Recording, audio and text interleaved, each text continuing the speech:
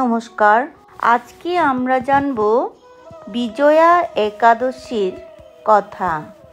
তো ভগবান বিষ্ণুর আশীর্বাদ পাওয়ার জন্য একাদশী তিথিকে সর্বশ্রেষ্ঠ মানা হয়ে থাকে। তো ভগবান রামচন্দ্র এই বিজয়া একাদশী ব্রত করেছিলেন। তো আজকে আমরা জানব বিজয়া একাদশী ব্রতের কথা। বিজয়া একাদশী ব্রতের পৌরাণিক কাহিনী ভগবান রামের সাথে সম্পর্কিত। একবার দ্বাপর যুগে পাণ্ডবদের ফাল্গুন একাদশীর গুরুত্বের ব্যাপারে জানার ইচ্ছা হয়েছিল। তখন পাণ্ডবরা ভগবান কৃষ্ণকে ফাল্গুন একাদশী সম্পর্কে জিজ্ঞাসা করেছিলেন।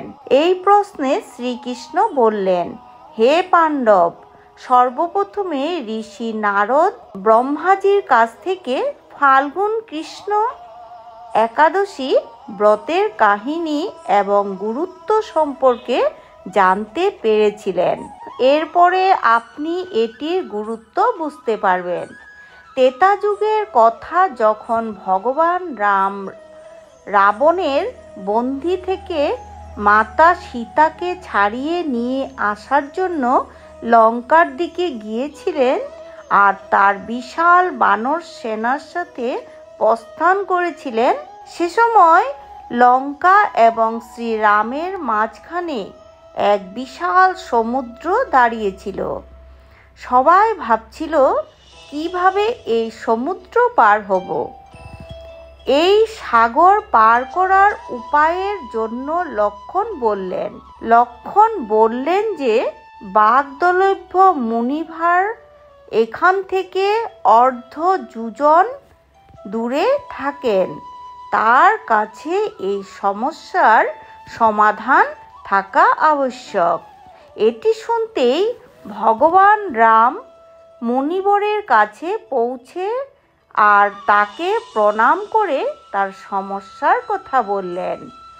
ভগবান রামের সমস্যা শুনে ঋষি বললেন, যদি তুমি এবং তোমার সমগ্র সেনাবাহিনী ফাল্গুন মাসের কৃষ্ণপক্ষের একাদশী তিথিতে সত্যিকারের হৃদয়ে উপবাস করো, তাহলে সমুদ্র পার হতে পারবে। এই ব্রত পালনের মাধ্যমে একজন ব্যক্তি তার শত্রুদের উপরও বিজয় লাভ করেন।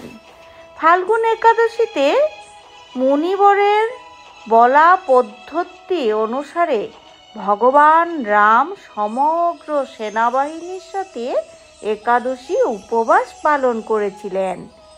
এরপর বানর বাহিনী রাম সেতু নির্মাণ করে লঙ্কা অভিমুখে অগ্রসর হয় এবং রাবণকে জয় করে। তো আমরা এইটুকুই জানলাম আজকে বিজয়া একাদশীর ব্রতের কাহিনী। জয় বিজয়া একাদশী ব্রতের জয়।